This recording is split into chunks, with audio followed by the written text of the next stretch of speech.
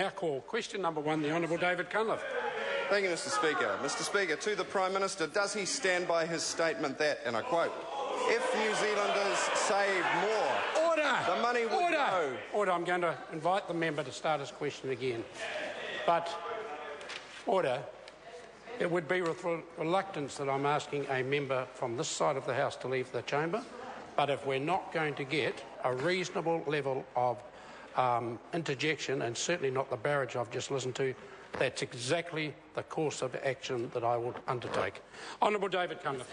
Thank you, Mr Speaker. To the Prime Minister, does he stand by his statement that, quote, if New Zealanders saved more, the money could go into the productive sector and fund new companies and investments, close quote.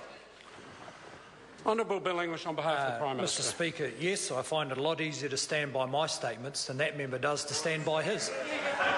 Mr Speaker. Supplementary question, the Honourable David Cunliffe. Mr Speaker, will he stand by his position that New Zealand needs to increase its national savings and, quote, that he's not ruling out a move to a compulsory savings system? Honourable Bill English on behalf of the Prime Minister. Mr Speaker, the government has ruled out a move to a compulsory savings system because most of the people who can save effectively through KiwiSaver are already in it, and most of the people who are out of it have opted out because they are unable to save.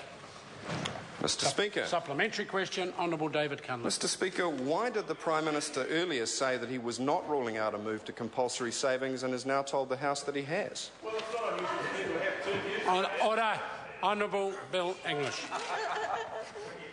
Well, Mr Speaker, there's been quite a bit of discussion about that issue, and the Prime Minister's been remarkably consistent, which is quite different from the discussion about donations, in which that member has been remarkably inconsistent. Mr Speaker. Supplementary question, Honourable David Cunliffe. Mr Speaker, does he agree with his Finance Minister that there's an expectation people, quote, will be doing better than zero pay increases? And if so, would he expect those to take effect before 1 October 2015? Honourable Bill English. Well, Mr Speaker, yes, on behalf of the Prime Minister, he does agree with the Finance Minister, which is a better effort than that member who seems to have trouble agreeing with himself. Mr Speaker. Order. Supplementary question, Honourable David Cunliffe. Mr Speaker, has the Prime Minister or perhaps his Finance Minister put a figure on an acceptable level of a pay increase? If so, what is it? Or are they taking advice from Mr Joyce? Honourable Bill English on behalf of the Prime Minister. Mr Speaker, I'm not sure which... I presume the member is referring to the pay increase for MB staff who were in industrial action yesterday. I mean, the government is focused on managing the economy so that it can produce more growth and therefore higher incomes. Of course, the process by which any individual family or individual person gets a pay increase depends on their employer, the workplace they're in, the market into which they're selling goods or services. Those are matters best worked out by them. Speaker. Supplementary question, Honourable David Cunliffe. Mr Speaker, if the Prime Minister is so worried that people are struggling to get by, why does he not adopt Labour's policy of immediately increasing the minimum wage to $15 an hour? Or is he just crying crocodile tears? Honourable Bill English on behalf of the Prime Minister. Well, Mr Speaker, the government has just recently, I think just 3 months ago, increased the minimum wage, and in an economy where there is consistent growth, we will be able to continue to increase the minimum wage. Supplementary question, Louise Upston. Thank you, Mr Speaker. Supplementary question to the Prime Minister. What sorts of tax changes would have an effect on household savings in New Zealand? Honourable Bill English on behalf of the Prime Minister. Mr Speaker, the government has made a number of tax changes which have a positive effect on savings.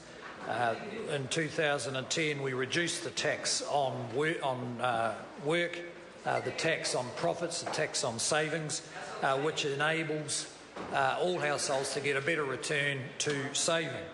Other tax changes, such as a widespread capital gains tax, could actually have an effect of reducing savings because, as I understand it, the proposition for capital gains tax would apply directly to funds managed in KiwiSaver accounts, which means that gains currently being made by the growing investment through KiwiSaver would become subject to a capital gains tax, thereby reducing future savings.